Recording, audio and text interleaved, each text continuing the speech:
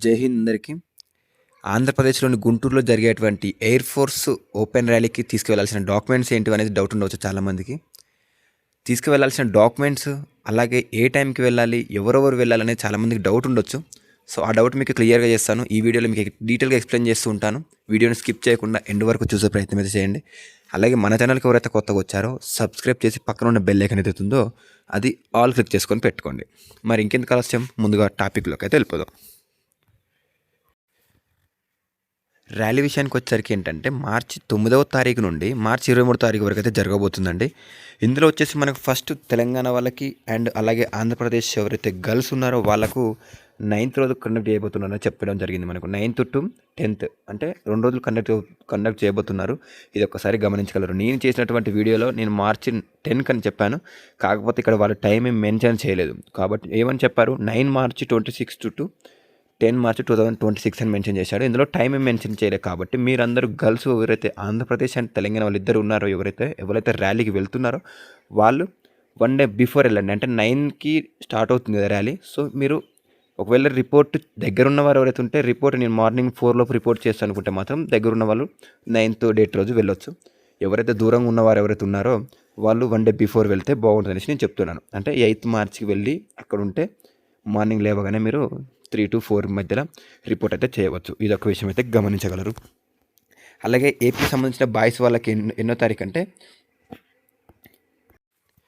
12 మార్చి 2026 నుండి 13 మార్చి 2026 అయితే మనకు మెన్షన్ చేయడం జరిగింది. సో ఇందులో కూడా మనకు టైం ఏం మెన్షన్ చేయలేదు. కాబట్టి ఎవరైతే ఆంధ్రప్రదేశ్కి సంబంధించిన బాయ్స్ ఎవరైతే వెళ్తున్నారో ఈ ర్యాలీకి వాళ్ళు 11వ తారీఖు, మీకంటే ఆంధ్రప్రదేశ్ అంటే ఆల్మోస్ట్ దగ్గర ఉంటుంది అందరికీ. సో దగ్గర ఉంటే ఏంటంటే మీరు 4 లోపు రిపోర్ట్ చేయగలిగితే మాత్రం దగ్గర ఉన్న వాళ్ళు అదే రోజు వెళ్ళండి. 12వ తారీఖు వెళ్ళి రిపోర్ట్ చేయండి. లేదంటే మీరు దూరంగా ఉన్నవారు ఏం చేయాలంటే 1 డే బిఫోర్ వెళ్ళేసి మీరు కూడా రిపోర్ట్ చేయాల్సిన అవసరం అయితే ఉంటుంది. ఆంధ్ర అండ్ తెలంగాణ వాళ్ళిద్దరికీ కూడా. తెలంగాణ వాళ్ళకి వచ్చేసి బాయ్స్ వాళ్ళకి 15వ తారీఖు నుంచి 16 మధ్యలో 2 రోజులు అంటే కనెక్ట్ చేస్తారు. మీరు కూడా 1 డే బిఫోర్ 14కి వెళ్ళి అక్కడ ఉండి స్టే చేసి మార్నింగ్ 15కి 4 AM to 6 AM మనకి టైం కూడా మెన్షన్ చేశాడు 6 AMకి అనేసి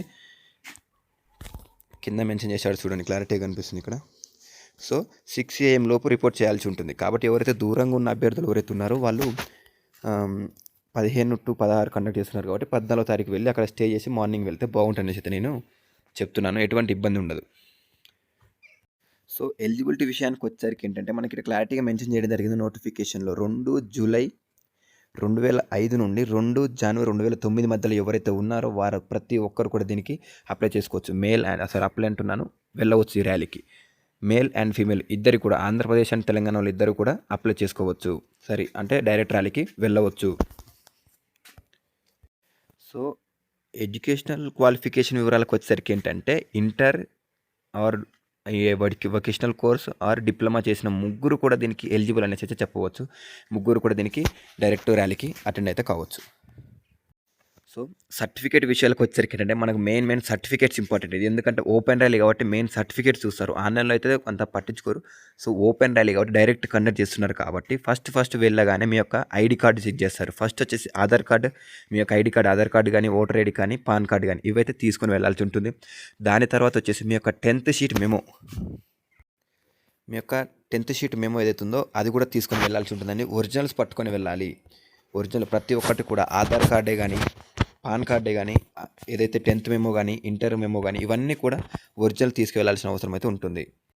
సో ఫస్ట్ వన్ వచ్చేసి మనకు ఆధార్ కార్డ్, సెకండ్ వన్ వచ్చేసి 10th మెమో, థర్డ్ వన్ వచ్చేసి domicile certificate. So domicile certificate కూడా తీసుకువెళ్ళాల్సి ఉంటుంది. మూడవది వచ్చేసి డొమిసైల్ సర్టిఫికేట్. చూడండి, ఈ విధంగా ఉంటుంది. ఇది వచ్చేసి ఎక్కడికి సార్ అనేసి మీకు డౌట్ రావచ్చు. ఇది మీ యొక్క దగ్గరలోనే తహసీల్దార్ ఆఫీస్ అంటే MRO ఆఫీస్లో ఇది ఇస్తారు. నేను ఇలా వెళ్తున్నాను సార్, ర్యాలీకి వెళ్తున్నాను, డొమిసైల్ సర్టిఫికేట్ అలా క్లారిటీగా మెన్షన్ చేశారు తీసుకురమ్మని చెప్పగానే వాళ్ళు MRO గారు రాసి అయితే ఇవ్వడం జరుగుతుంది. డొమిసైల్ అంటే domicile and residential same certificate. But వాళ్ళు డొమిసైల్ అడుగుతారు, మాన్యువల్ అడుగుతారు. కాబట్టి మనం మాన్యువల్ తీసుకోవాల్సిన అవసరం అయితే చాలా ఇంపార్టెంట్. మూడోది వచ్చేసి డొమిసైల్ అయిపోయింది కదా. నాలుగోది వచ్చేసి మీ యొక్క inter sheet memo. So fourth one వచ్చేసి ఇంటర్మీడియట్ సర్టిఫికేట్ అండి. ఎవరైతే ప్రతి ఒక్కరు కూడా అప్లికేబుల్ దీనికి, ఇంటర్ ఎంపీసీ వాళ్ళు కానీ, బైపీసీ వాళ్ళు కానీ, అలాగే దానితో పాటుగా వొకేషనల్ కోర్స్ వాళ్ళు కూడా దీనికి ఎలిజిబుల్ అనేసి మనం క్లారిటీగా మెన్షన్ చేశారు. కింద మీరే చూడండి, కనిపిస్తుంది కదా. వొకేషనల్ కోర్స్ కానీ అలాగే ఎవరైతే 10+2 చేసిన వాళ్ళు ఎంపీసీ, బైపీసీ వాళ్ళు కానీ, అలాగే డిప్లొమా సంబంధించిన కోర్స్ వాళ్ళు కూడా దీనికి ఎలిజిబుల్ అనేసి చెప్పవచ్చు. ఇంకొకటి మెయిన్ ఏంటంటే ఇందులో ఎవరైతే ఇంటర్ చేసిన వాళ్ళు ఉన్నారో వాళ్ళు ఓవరాల్‌గా 50% మార్క్స్ ఉండాలి. మళ్ళీ అందులో ఎక్స్‌ట్రా 50% మార్క్స్ ఇన్ ఇంగ్లీష్ అనేసి అయితే మనకు క్లారిటీగా మెన్షన్ చేశాడు. కాబట్టి వాళ్ళు మాత్రమే ఎలిజిబుల్. 50% మార్క్స్ లేకపోతే మాత్రం వెళ్ళకండి. పైసా వేస్ట్, మీకు టైం వేస్ట్. సో, ఎవరైతే ఓవరాల్‌గా 50% మార్క్స్ వచ్చినాయో వాళ్ళు, దానితో పాటుగా ఓన్లీ 50% మార్క్స్ ఇన్ ఇంగ్లీష్‌లో వచ్చిన వాళ్ళు కూడా దీనికి ఎలిజిబుల్ అనేది చెప్పవచ్చు. మిగతా వాళ్ళు మాత్రం వెళ్ళకండి. మిమ్మల్ని యాక్సెప్ట్ చేయరు. రిజెక్ట్ చేయడం అయితే జరుగుతుంది. సో, మళ్ళీ చెప్తున్నాను, ఇంటర్ ఎంపీసీ అండ్ బైపీసీ వాళ్ళిద్దరూ కూడా, అలాగే వొకేషనల్ కోర్స్‌కి సంబంధించిన వాళ్ళు కూడా ఎలిజిబుల్. అలాగే వచ్చేసి డిప్లొమాకి సంబంధించి డిప్లొమాలో చేసిన వాళ్ళు కూడా ప్రతి ఒక్కరు దీనికి ఎలిజిబుల్ అనేసి అయితే చెప్తున్నాను. ఇంకొకటి ఫిఫ్త్ వన్ వచ్చేసి మీ యొక్క ఎన్‌సీసీ, ఎవరైతే ఎన్‌సీసీ చేసున్నవారో ఏ సర్టిఫికేట్ గానీ, బి సర్టిఫికేట్ గానీ, సి సర్టిఫికేటే గానీ, ఎవరైతే ఎన్‌సీసీ చేసున్నవారో ఆ సర్టిఫికేట్ కూడా ఒరిజినల్ తీసుకొని వెళ్ళాల్సిన అవసరం అయితే ఉంటుంది. ఎందుకంటే మీకు తర్వాత కొంచెం ఎన్‌సీసీ చేసిన వాళ్ళకి ప్రిఫరెన్స్ ఎక్కువ ఇస్తారు. ఎన్‌సీసీ వాళ్ళకి గానీ, స్పోర్ట్స్ వాళ్ళకి గానీ. సో, ఎవరైతే చేసి ఉన్నారో ఎందుకు వృధా చేసుకోవాలి? దానివల్ల కొంచెం మనకు యూజ్ ఉంది కాబట్టి అది కూడా ఒరిజినల్ తీసుకొని వెళ్ళండి. దాంతో పాటుగా ఇంకెవరైతే స్పోర్ట్స్ కలిగి ఉన్నవారు, స్పోర్ట్స్ సర్టిఫికేట్ కలిగి ఉన్నవారు, స్టేట్ అండ్ సెంట్రల్ ఎవరైతే ఉన్నారో, నేషనల్ అండ్ ఇంటర్నేషనల్‌లో, సో, వాళ్ళిద్దరూ కూడా, ఎవరైతే ఉన్నారో వాళ్ళు కూడా ఈ సర్టిఫికేట్ అయితే తీసుకొని వెళ్ళండి. Originals, only originals.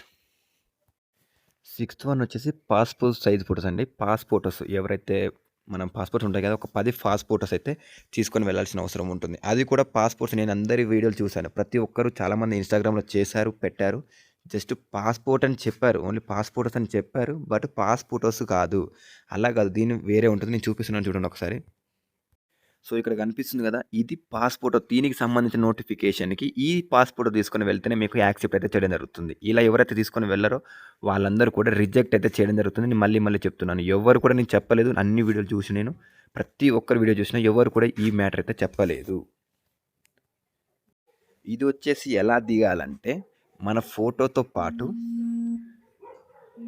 ఏదైతే స్లేట్ ఉందో, అంటే పలక తీసుకొని దాంట్లో మీ యొక్క నేమ్, ఓన్లీ నేమ్, మీ క్యాపిటల్ లెటర్స్‌లో నేమ్ రాసి దాని కింద ఏ రోజైతే ఫోటో దిగుతున్నారో ఆ రోజు డేట్ అయితే ఎయ్యాలి.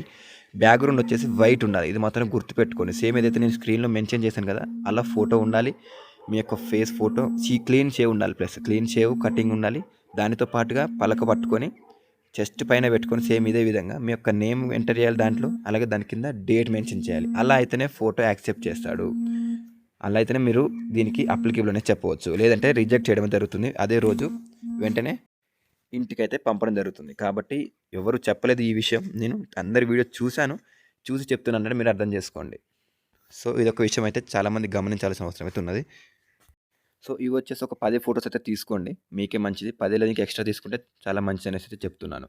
సో, నేను చెప్పిన డాక్యుమెంట్స్ ఇవన్నీ కూడా ఇంపార్టెంట్. ఫస్ట్ వన్ వచ్చేసి ఆధార్ కార్డు, సెకండ్ వన్ వచ్చేసి 10థ్ మెమో, థర్డ్ వన్ వచ్చేసి డొమిసైల్ సర్టిఫికేటు, అలాగే వచ్చేసి ఇంటర్ మెమో, ఎవరైతే చేసిన వారు ఇంటర్ ఎంపీసీ గానీ, బైపీసీ గానీ, వొకేషనల్ కోర్సెస్ చేసిన సంబంధించిన వారు గానీ, అలాగే డిప్లొమాకి సంబంధించిన వారు గానీ, ప్రతి ఒక్కరు కూడా ఈ డాక్యుమెంట్స్, ఒరిజినల్ డాక్యుమెంట్స్ తీసుకొని వెళ్ళాలి. ఇంకొక డౌట్ ఉండవచ్చు చాలామందికి, ఒరిజినల్ డాక్యుమెంట్స్ నేను కాలేజీలో జమ చేశాను, అంటే కాలేజీలో ఇచ్చాను, అలాగే కోచింగ్ సెంటర్‌లో ఇచ్చాను, వాళ్ళు డబ్బులు కడితేనే ఇస్తా అంటున్నారు అనేసి చాలామందికి డౌట్ రావచ్చు. సో, దానికి సొల్యూషన్ ఏంటంటే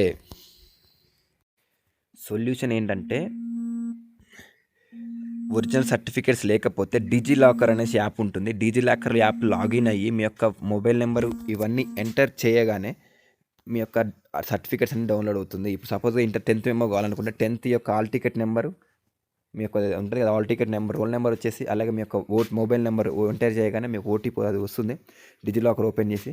సో, అందులో చేసుకొని అది ప్రింట్అవుట్ తీసుకొని వెళ్తేనే యాక్సెప్ట్ చేయడం జరుగుతుంది. మనకు క్లారిటీగా మెన్షన్ చేశారు నోటిఫికేషన్లో. ఒకసారి మీకే చూపిస్తున్నాను చూడండి.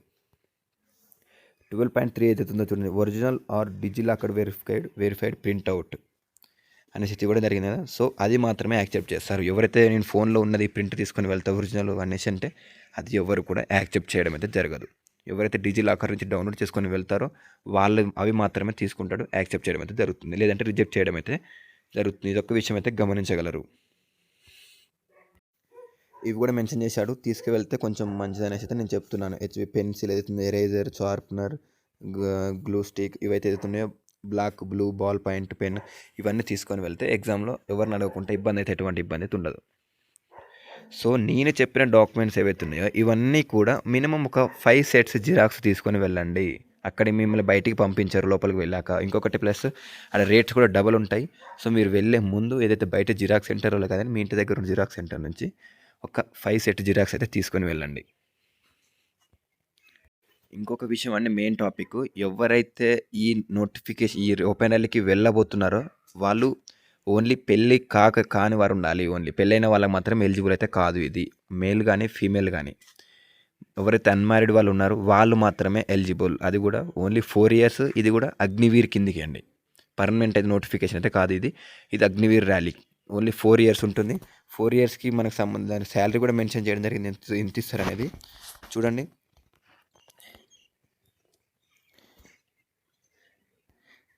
సేమ్ ఆర్మీ లెక్కన ఉంటుంది ఇది కూడా. ఏదైతే 4 ఇయర్స్ అయిపోగానే 10.4 lakhs అయితే ఇస్తామనేసి అయితే మనకు క్లారిటీగా మెన్షన్ చేశాడు.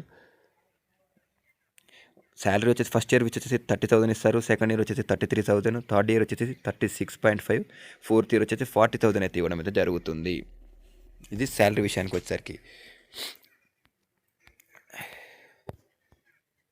సో హైట్ గురించి నేను ఆల్రెడీ చెప్పాను వీడియోలో. మేల్ వాళ్ళకి వచ్చేసరికి అయితే 152 సెంటీమీటర్స్, ఫీమేల్ వాళ్ళకి వచ్చేసరికి అయితే 147 సెంటీమీటర్స్ ఉంటే సరిపోతుంది. సో ఇదొక మంచి ఆప్షన్ అండి. హైట్ తక్కువ ఉన్న వారికి అయితే బెస్ట్ ఆప్షను. మంచి ఓపెన్ ర్యాలీ ఇది. డైరెక్ట్ ఎటువంటి అప్లికేషన్ ఫీజు కూడా లేదు, ఎటువంటి ఆన్లైన్ అప్లికేషన్ కూడా లేదు, సైట్ ఓపెన్ అవ్వట్లేదు అనే బాధ కూడా లేదు.